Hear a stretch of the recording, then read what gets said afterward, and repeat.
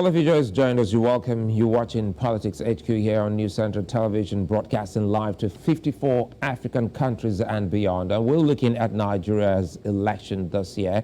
Africanfarmer Mogaji, who's the convener, Feed Nigeria Now, is my guest. Good to see you and thanks for your time. Thank you for having me. And I know you've been following the campaigns, watching what every candidate is saying.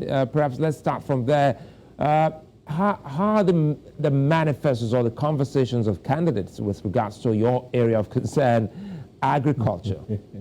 I think all of them have not paid attention to food security. Vis-a-vis, when you look at from, I think, Q3 reports from Bureau of Statistics, that over 50% of salaries of individuals go to buying food.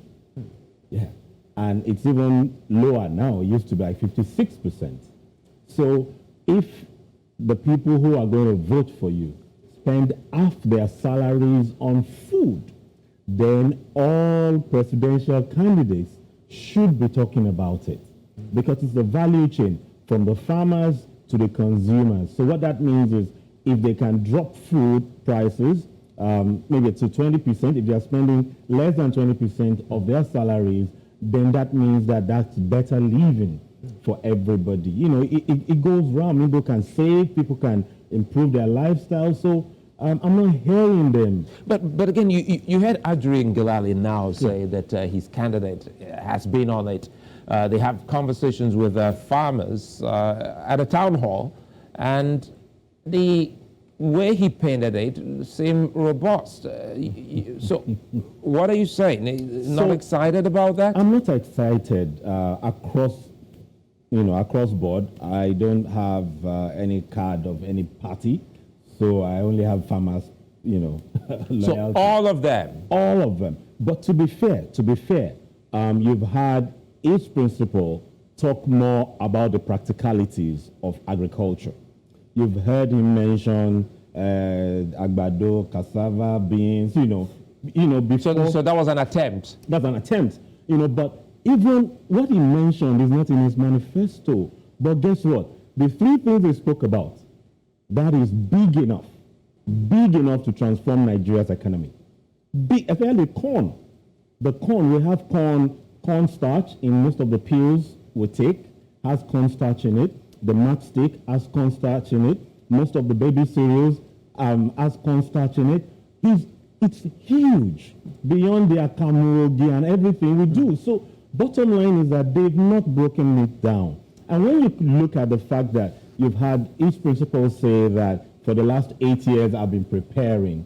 You've had the PDP presidential candidate, has been trying to become president, for well over 10 years.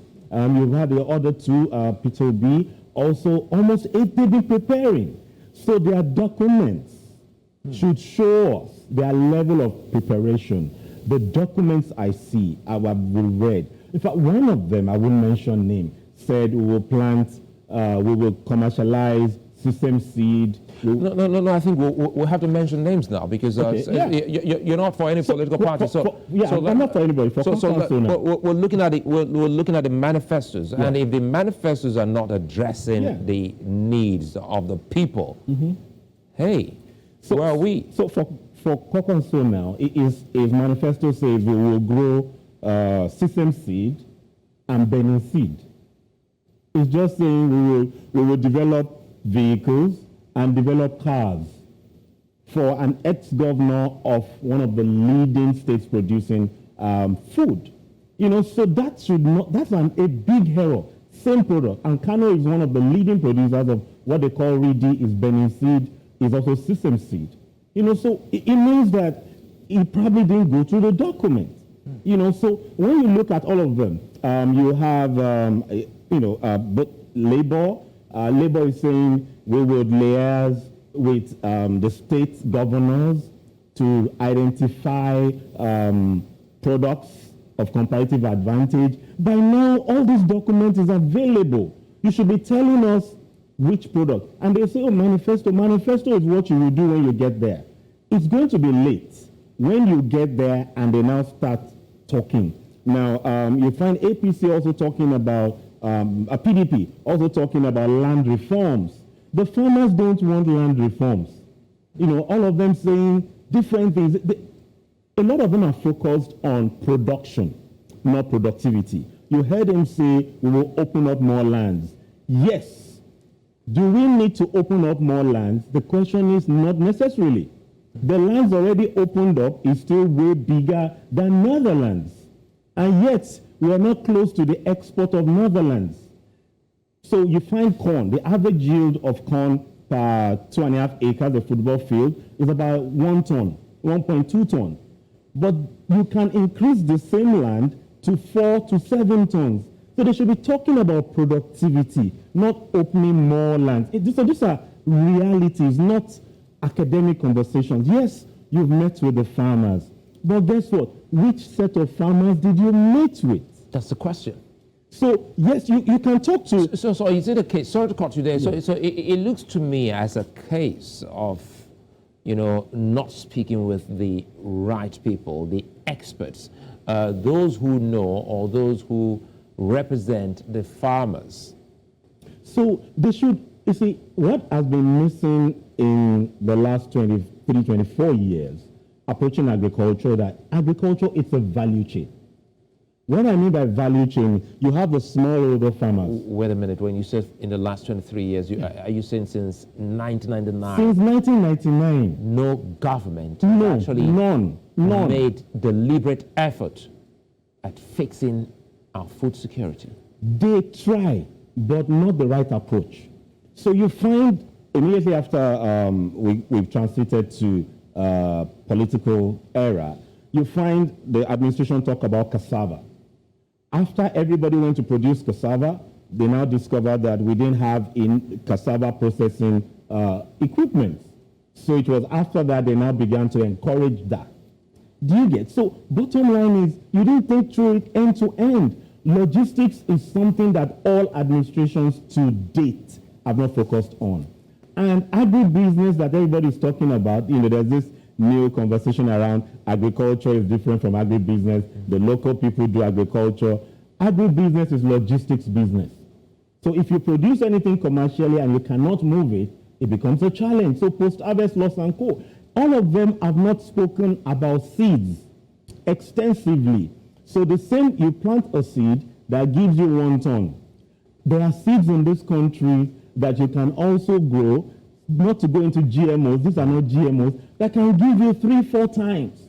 But all the interventions so far give farmers the low quality seeds, while they're supposed to invest in the seed companies, bring them on the round table, have a conversation with them. So what is required? It's packaging, branding, communication. Media is underestimated in attaining Nigeria's food security.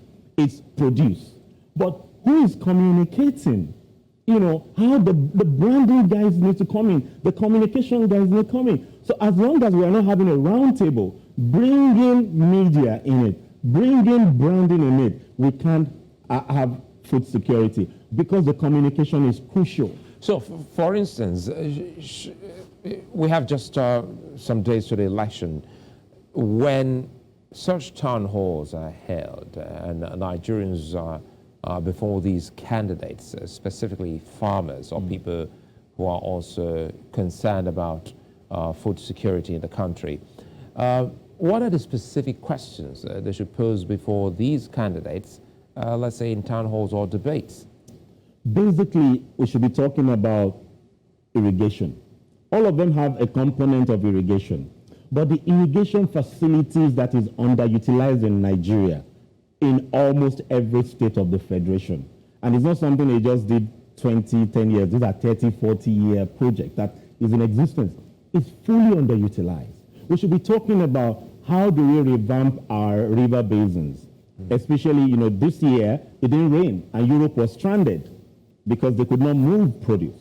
Now, how should we be producing in the dry season? Bottom line, you have tomatoes in another month now. Tomatoes will be wasting all over. And when you look at May, June, July, tomatoes will move by 100 to 150%. Tomatoes in February has been wasting for over 23 years. over 23 years. In a village in 2019, in Zambuk village, a full 50 kg, what you call the house basket, was sold for 300 naira, the biggest basket. You know, so bottom line is wasting. They should be everybody's talking on the surface about we will process. How? We will put it in local government. How? They should tell us the how.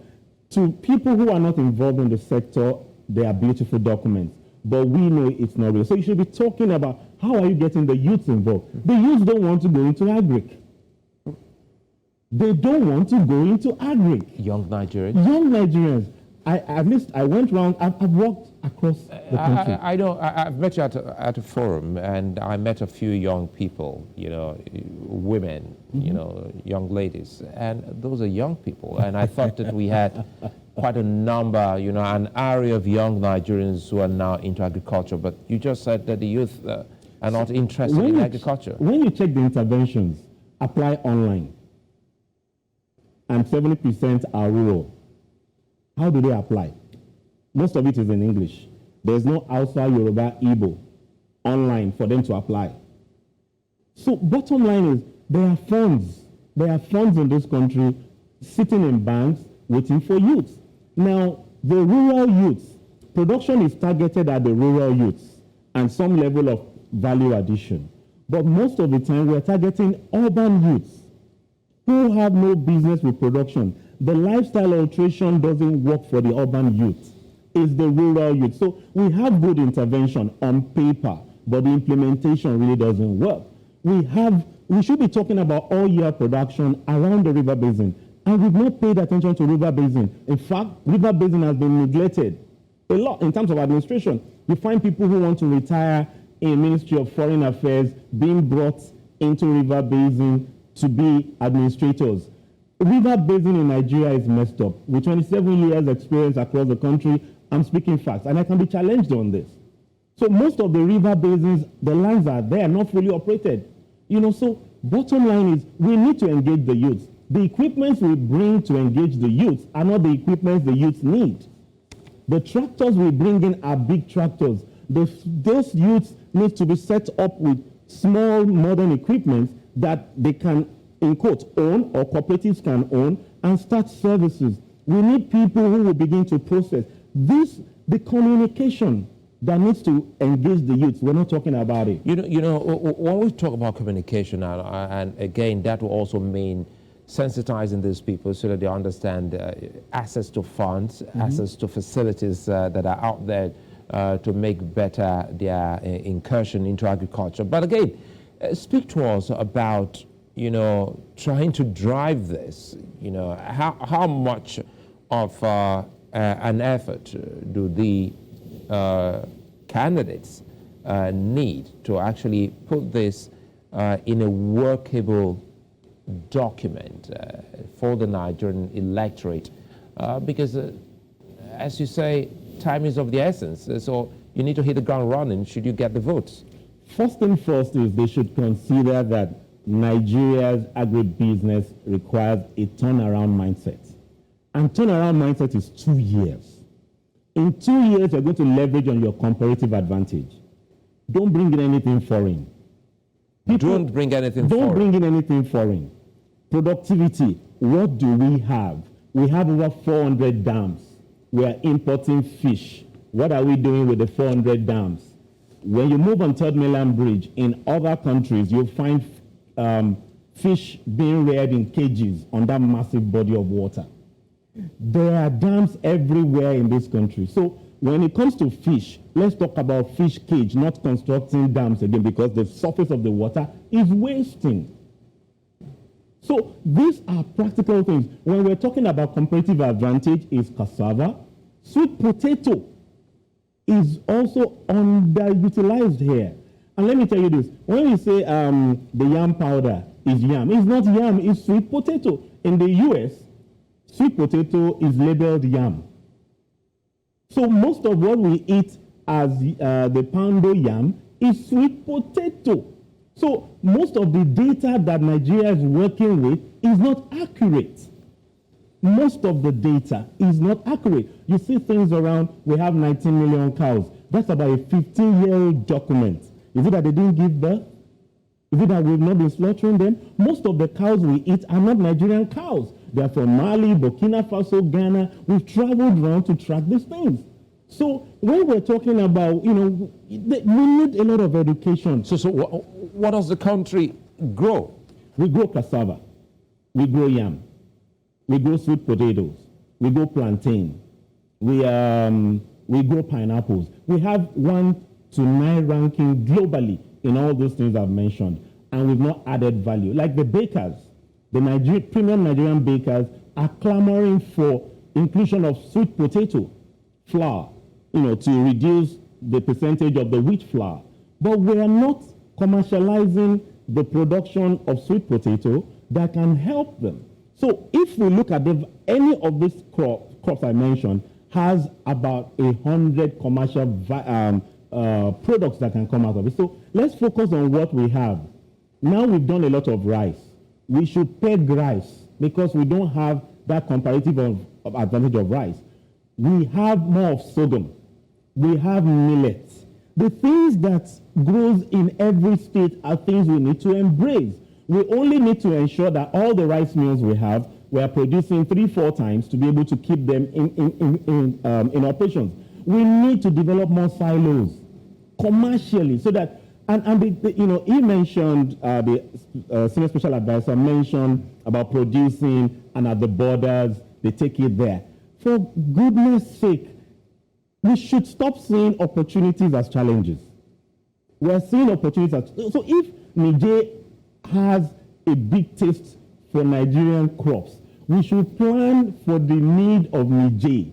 So if Nigeria needs 1 million tons of maize and Niger needs 2 million, and we know Niger is coming to buy from Nigeria, why don't we plan 4 million?